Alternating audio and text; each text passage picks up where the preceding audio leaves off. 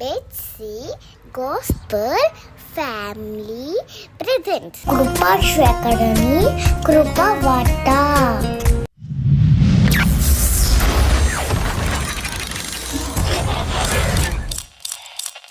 లోకరక్షకుడును మహాగణుడైన యేసుక్రీస్తు వారి యొక్క అత్యున్నత శ్రేష్ఠ గణ పరిశుద్ధ నామములో మీ అందరికీ కూడా ప్రత్యేకమైన వందనాలు తెలియజేస్తూ ఉన్నాను.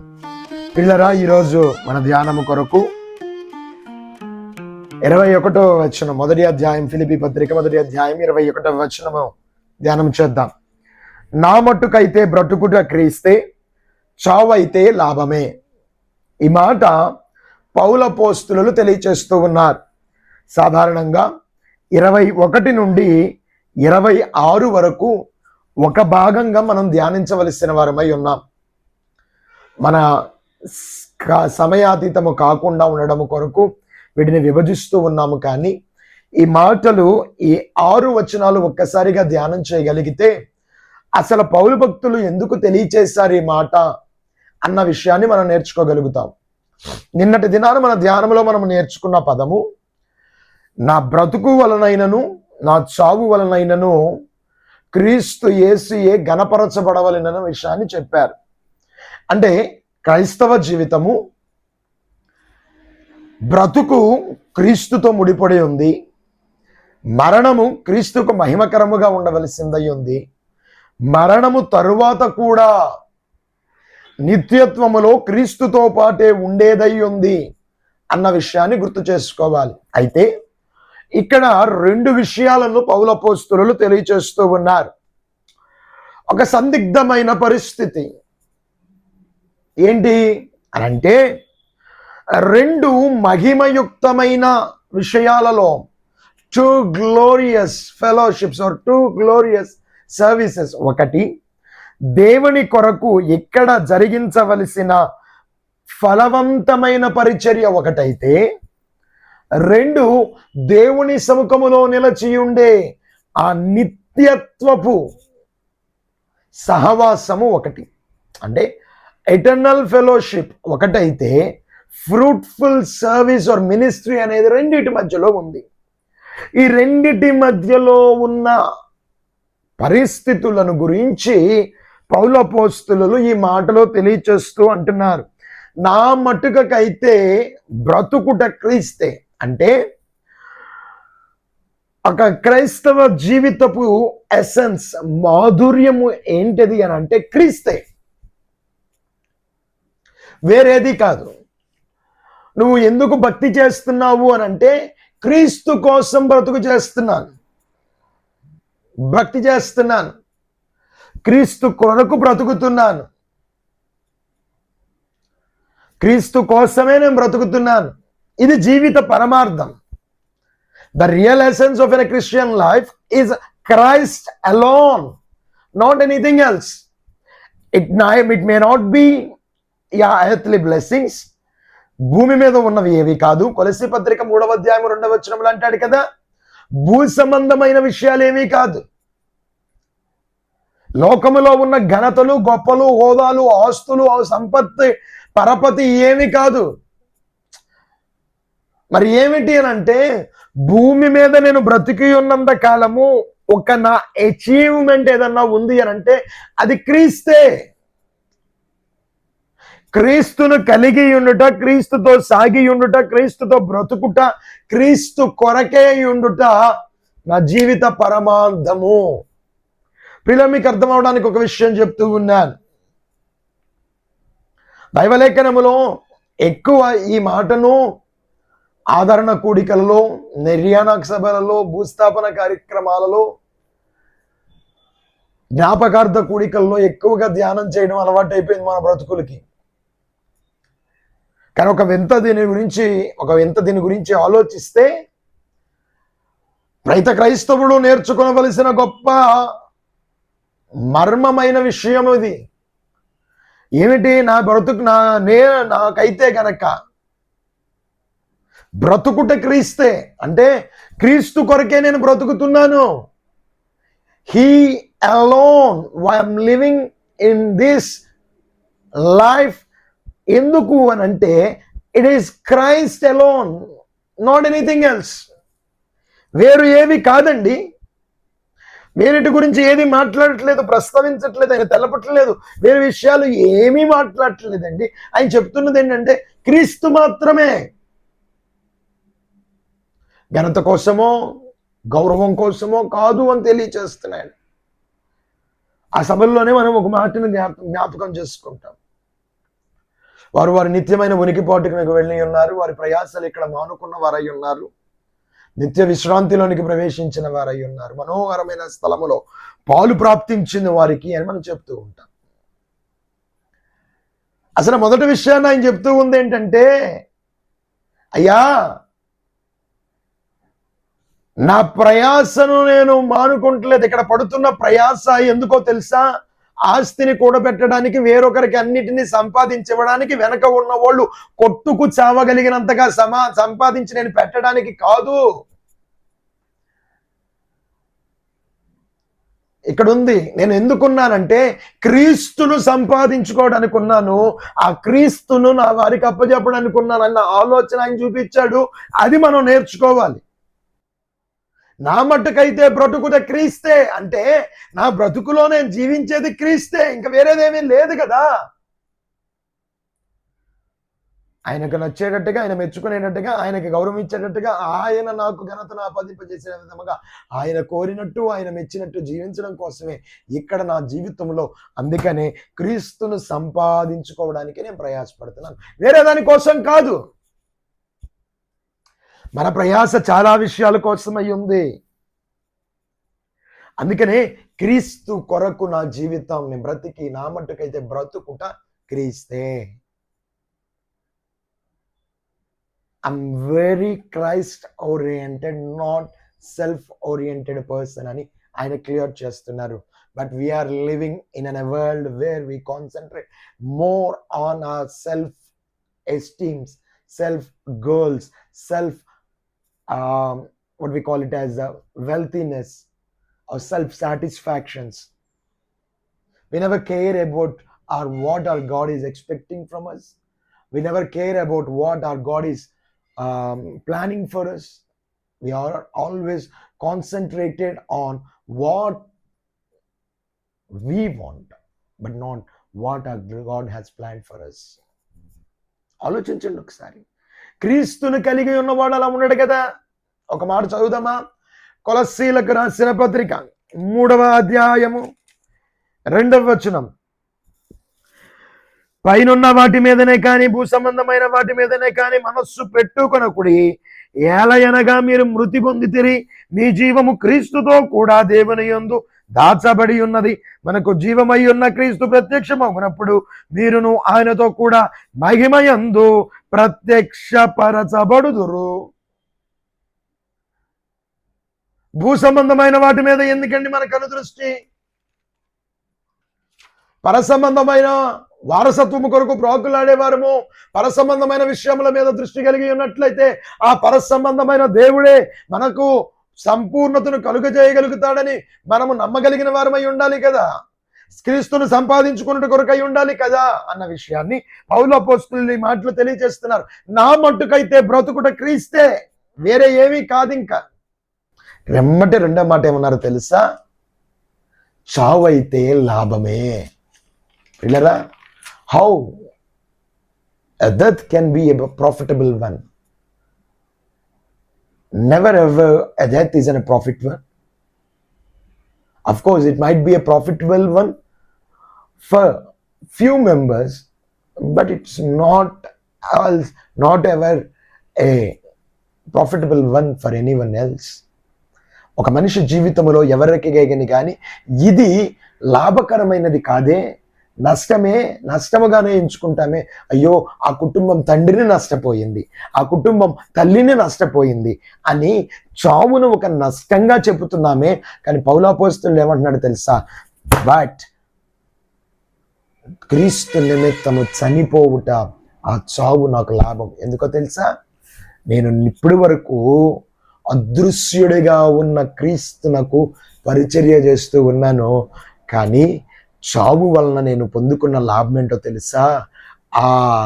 నేను సేవించిన నా కొరకు రక్షణను అందించిన సర్వ కృపానిధిగా నాకు తోడయుండి నన్ను నడిపించిన ఆత్మవశనుడిగా నన్ను నిత్యము నడిపింపచేసిన నా కొరకు రిక్తుడైపోయిన నన్ను ప్రేమిస్తున్నానని చూపించడానికి తనను తాను యాగముగా అర్పించుకొనిన ఆ దివ్య స్వారూప్యము సుకుమారుడైన నా దేవుడు మహిమ శరీరముతో మహిమత్వము కలిగి పూర్ణమైన రీతిలో దర్శనము ఇవ్వగలిగిన ఆ నూతనమైన అనుభవము, సంపూర్ణ దర్శన అనుభవమునకు మించిన ఇంకొక గొప్పది నాకు లేదు కనుక ఆయనను సంపూర్ణతతో చూడడమే నా బ్రతుకునకు గొప్ప భాగ్యము, లాభము. కాబట్టి ఇక్కడ నేను పడిన నా ప్రయాస, ఇక్కడ నేను అనుభవించిన నా కష్టము, ఇక్కడ నేను పరిచర్య కొరకు, క్రీస్తు కొరకు పొందిన నిందలు, అనుభవించిన శ్రమలు అన్నిటినీ మరిచిపోయి అన్నిటి ఫలముగా పనివాడు జీతానికి పాత్రుడన్న రీతిగా నేను ఓపికతో ఎదురు చూశాను. కాబట్టి నేను మరణించగానే ఆయనను సంపూర్ణముగా చూడగలిగిన, క్రైస్ట్ ఇన్ హిస్ ఫుల్నెస్ చూడగలిగిన ఒక గొప్ప భాగ్యం నా జీవితంలో కలుగుతుంది. కాబట్టి నా చావు నాకు లాభం. ఎంత అద్భుతమైన మాట అండి.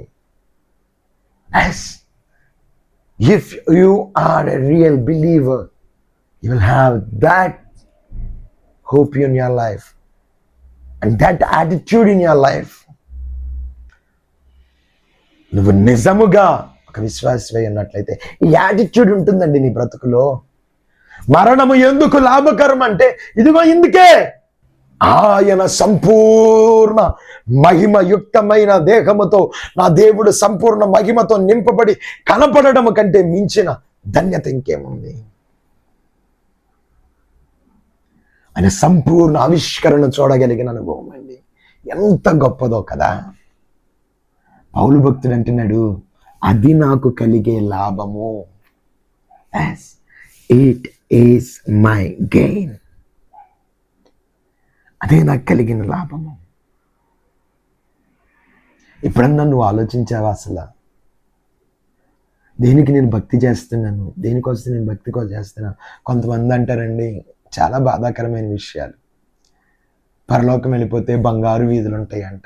ఏం చేసుకుని వస్తావు బంగారం? ఇక్కడ బంగారం మీద ప్రేమతోనే బతికి చేస్తున్నావు. పరలోకం వెళ్ళేది బంగారు వీధుల్లో నడవడానిక? ఆ బంగారు వీధుల గురించి ఆశతో బతుకుతున్నావా? కానీ భక్తుడు బంగారపు వీధులు చెప్పట్లా, బంగారపు కొండలు చెప్పట్లా, నీకోసం కట్టబడిన ఉన్నతమైన గృహాలు చెప్పట్లా. ఏం చెప్తున్నాడో తెలుసా? నా క్రీస్తుతో నేను సంపూర్ణతలోనికి చేరతాను, ఆయన సంపూర్ణ దర్శనము నేను చేసుకోగలుగుతానని చెబుతున్నాడు. నిత్యత్వము, మోక్షము అంటే ఇయో కాదండి. నిత్యత్వం అంటే దొరకాల్సింది ఏంటో తెలుసా? ఆ సర్వేశ్వరుని యొక్క దివ్య స్వారూప్యపు దర్శనం కావాలండి. ఈ పాప లోకములో ఆయనను చూడలేక బ్రతుకుతున్న బ్రతుకులకు అసలు ఆయన మహిమయుక్తమైన శరీరముతో ఎలా సంపూర్ణ మహిమతో నింపబడిన వాడై ఉన్నాడో ఆ మహిమ దేహముతో దేవుణ్ణి చూడగలిగిన వారిగా మనం ఉండాలండి. అది మనకి గెయిన్, అది మనకి కలిగే ఒక గొప్ప లాభం. దానికోసం కష్టపడాలి. తుచ్చమైన బంగారపు వీధులా వాటి కోసమా? కాళ్ళ కింద వేసుకుని తక్కే బంగారం కోసం ఆలోచించుకుని అక్కడికి వెళ్ళి ఆ వీధులు చూడటానికి వెళ్తావా? అసలు ఏమన్నా ఆలోచన ఉందా మనం మాట్లాడేదానికి? అది కాదండి గొప్ప. ఆయన్ని చూడడం గొప్ప. ఇన్నాళ్ళు ఎవరి కోసమైతే నువ్వు ప్రయాసపడ్డావో, ఎవరి కోసమైతే నువ్వు కష్టపడ్డావో ఆయన్ని చూడడం కదా గొప్ప. ఈ ఎదురు చూపులు, ఈ కష్టము ఎదుర్కొని నిలబడ్డము, నమ్మకంగా కాపాడుకుని నిలబడ్డము, ఆయన్ని దర్శించుకోవడానికి, ఆయన స్వారూప్య దర్శనము చూడడానికి గనక దానిలో మనం ఉండగలిగినట్లయితే ఇదిగో నిత్య మహిమలోనికి అడుగుపెట్టి దేవుణ్ణి చూడతా మనకు ఒక లాభముగా కనిపించును గాక. పౌలు భక్తుడు అంటున్నాడు, ఆయన్ని చూడడం నాకు లాభం. కాబట్టి బ్రతికుంటే క్రీస్తే, చావైతే మరలా నేను ఎన్నాళ్ళు నిరీక్షించిన ఆయన సంపూర్ణత దర్శనం ఉంటుంది కనుక అస్సలు బాధపడాల్సిన విషయం లేదు.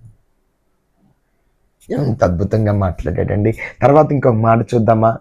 ఒక మాట 22వ వచనం అండి. అయినను శరీరముతో నేను జీవించటయే నాకున్న పనికి ఫలసాధనమైన ఎడల నేనేమి కోరుకుందునో నాకు తోచలేదు. పాజీ. మూడవదిగా పౌలు అపోస్తలులు తెలియచేస్తూ ఉన్న మాట ఇక్కడ మనం చదువుతూ ఉన్నాం. 22వ వచనంలోని భాగం. అయినను శరీరముతో నేను జీవించుటయే నాకున్న పనికి ఫలసాధనమైన ఎడల నేనేమి కోరుకుందునో నాకు తోచలేదు.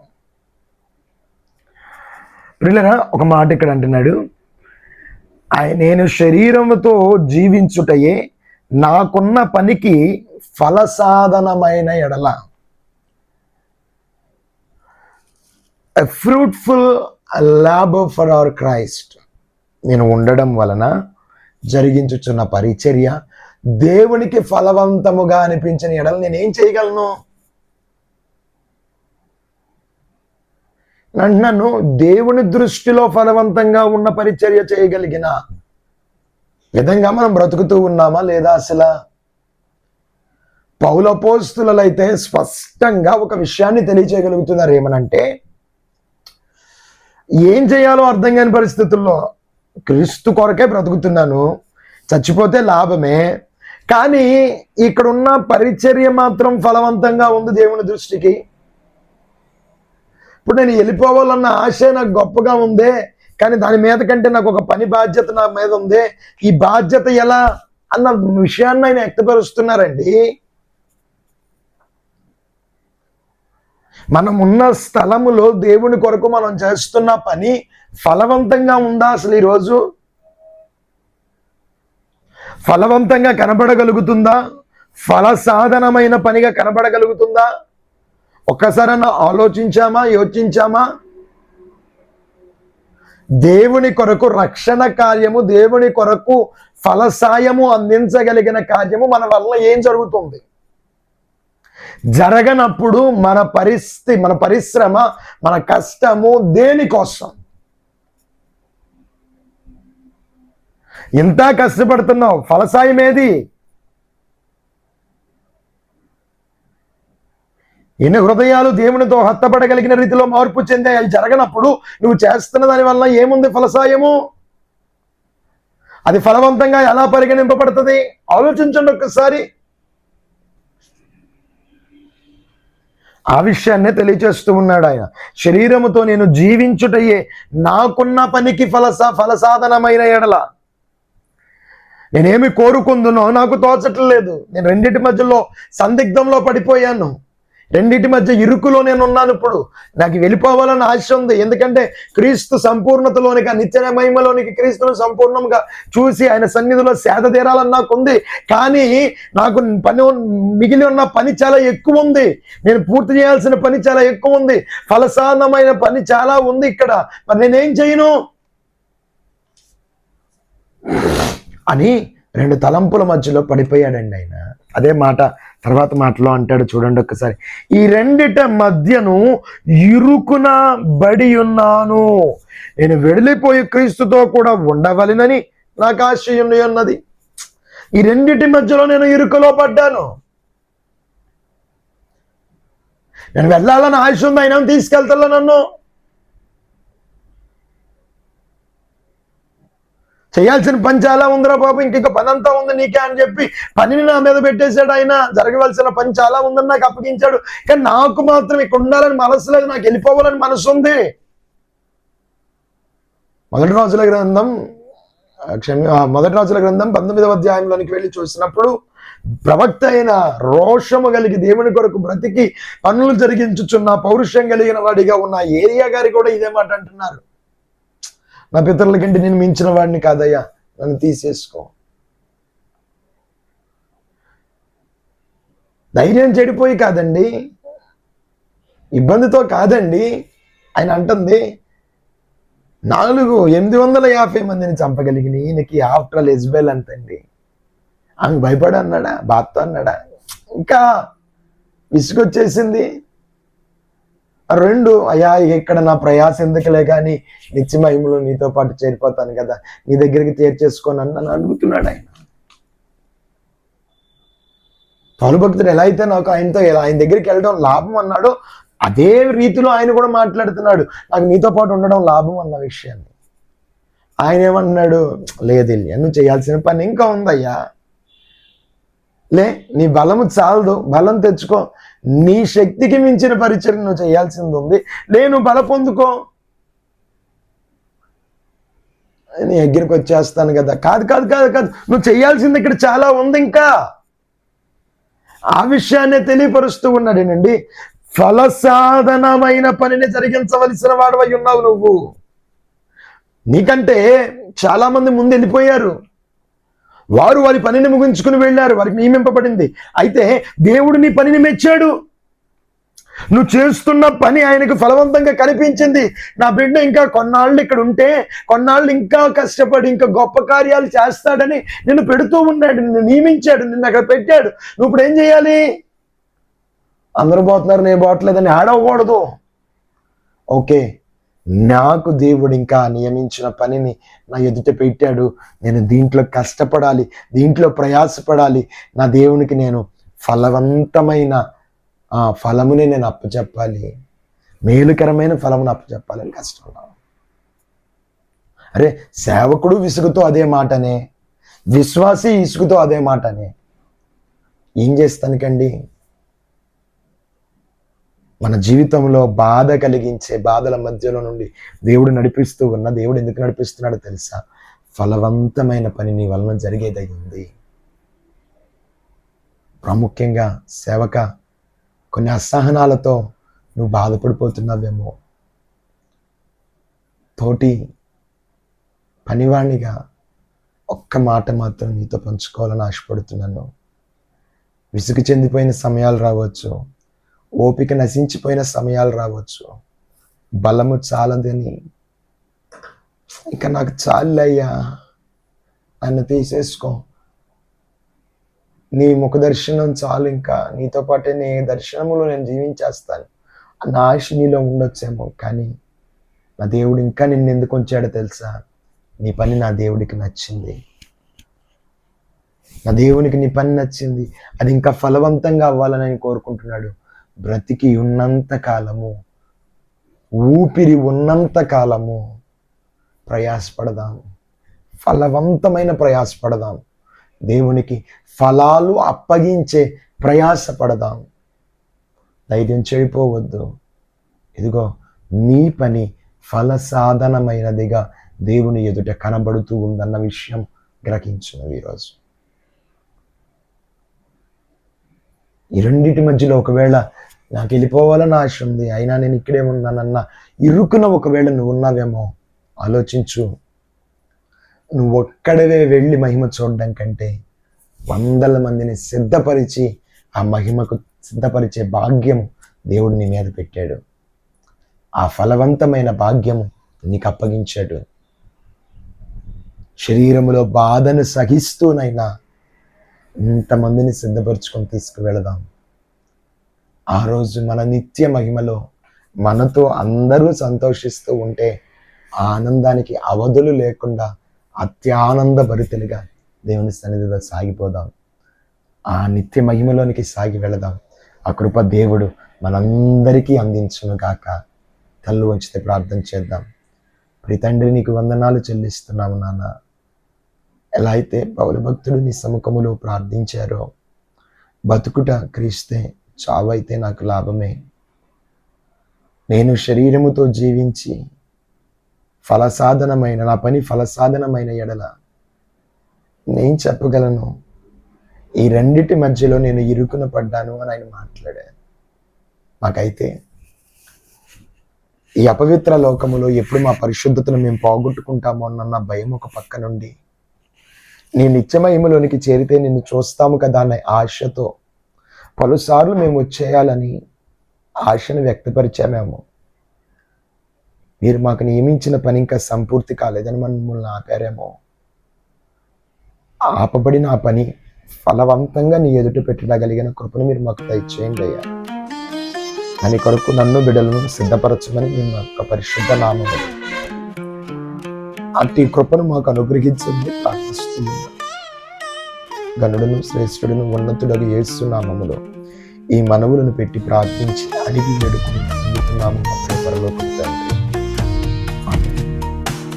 ఈరోజు పుట్టినరోజులు వివాహ వార్షికోత్సవాలు జరుపుకుంటున్నా మీ అందరికీ ప్రభు పేరిట శుభాలు తెలియజేస్తున్నాను. దేవుడు మీ అందరినీ దీవించుకున్నాను.